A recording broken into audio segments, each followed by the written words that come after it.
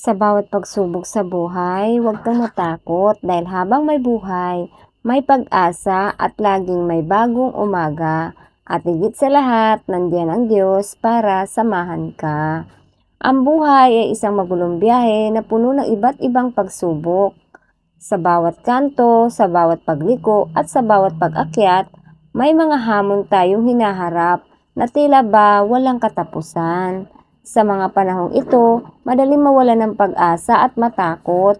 Ngunit sa kabila ng lahat ng ito, isang bagay ang ating dapat tandaan. Sa bawat pagsubok sa buhay, huwag kang matakot dahil habang may buhay, may pag-asa at laging may bagong umaga. At higit sa lahat, andyan ang Diyos para samahan ka. Oo, hindi madali ang buhay. Madalas tayong masaktan, madapa at mabigo. May mga panahon gusto na natin sumuko, ngunit sa bawat pagkakataon, gusto nating itigil ang lahat. Isipin natin ang mga salitang ito. Habang may buhay, may pag-asa. Sa bawat pagising sa umaga, mayroon tayong bagong pagkakataon para simulan ulit, para bumangon at para magpatuloy.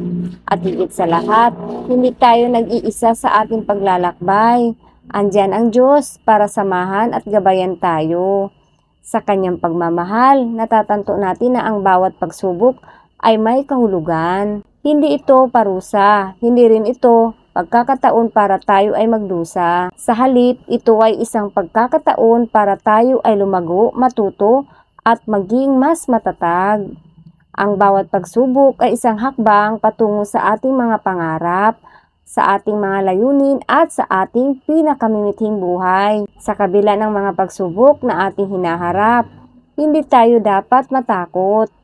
Sa halip, dapat tayong tumayo ng matatag, harapin ang mga ito ng buong tapang at manalig na may magandang plano ang Diyos para sa atin. Dapat tayong maniwala sa kabila ng lahat. Mayroon tayong kakayahang malampasan ang anumang hamon ng ating hinaharap. Tandaan na ang buhay ay isang biyahe ng puno ng mga pagsubok. Sa bawat pagsubok, may natutunan tayo. Sa bawat pagkakamali, natutuklasan tayo. At sa bawat pagdapa, mayroon tayong bagong pag-asa, bagong lakas at bagong pananaw sa buhay. Sa bawat pagsubok sa buhay, huwag kang matakot. Maniwala ka na mayroon kang kakayahang malampasan ito. Maniwala ka na may bagong umaga na naghihintay para sa iyo.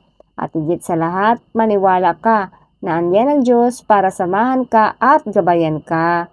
Dahil sa kabila ng lahat ng ito, tandaan mo na ikaw ay mahalaga, ikaw ay malakas at ikaw ay may kakayahang harapin ang anumang pagsubok na darating sa iyong buhay.